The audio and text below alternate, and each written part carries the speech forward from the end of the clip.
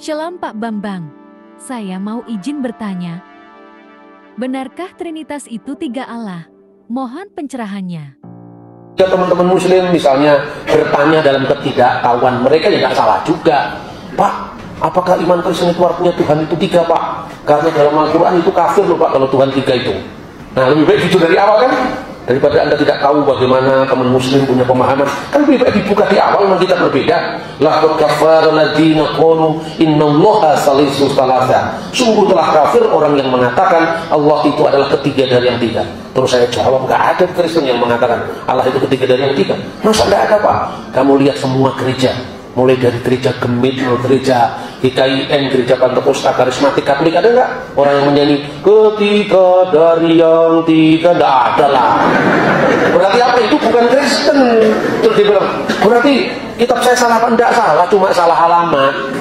Penerapannya bukan untuk orang Kristen. Lah ini untuk siapa? Ya kamu cari sendiri lah, itu kan bukan kitab saya, ini kitabmu kan. Di sini dialog teologis terbangun dengan baik. Karena dalam iman Kristen tidak ada itu definisi Allah ketiga dari yang tiga itu.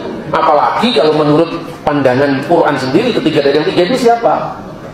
A'anta qulta linnasi ittahiduni wa ummiya ilahaini min dunillah. Ini pertanyaan diberikan kepada Isa Al-Masih.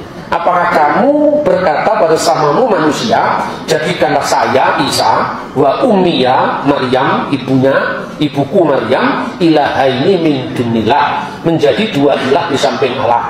Nah, Protestan jangan kesusun utuh dulu, jangan terkesan untuk ini Katolik, Pak, bukan. Orang Katolik juga tidak ada yang berdoa demi nama Bapa dan Ibu dan anak juga tidak ada. Ini nggak ada hubungannya dengan Katolik juga. Kemungkinan yang diserang oleh Al-Quran itu adalah kepercayaan bidat Kristen yang waktu itu dihadapi oleh Islam, namanya sekte Koliridianisme.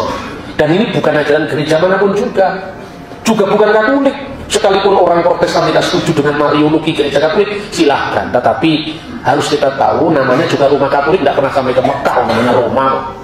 Nah, inilah antara pembelajaran sejarah, dialog lintas iman atau ilmu agama-agama harus seiring supaya kita tidak salah paham. Kalau tidak salah paham, pahamnya kemudian salah. Yang sering terjadi seperti itu, Bapak Ibu. Makanya saya bilang Trinitas itu tidak ada kaitannya dengan Tuhan itu tiga, tidak ada kaitannya.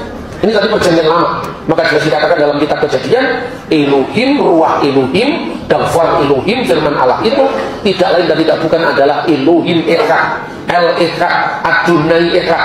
Dari perjanjian baru, ketika Tuhan Yesus memberikan perintah baptisan, baptiskanlah mereka esto onomatu patros, gitu iu gitu agiu pneumatos. Perhatikan, esto onoma, demi nama, ini bentuk tunggal, bukan esto onomati, demi nama-nama. Berarti satu nama itu adalah Bapa, Putra, Roh Kudus. Itu satu hakikat. Berdasarkan kebenaran firman Tuhan dan refleksi rasuli ini, maka gereja di kemudian hari merumuskan Tritunggal itu una substansia tres persona. Satu substansi di dalam tiga persona. Hubungannya apa?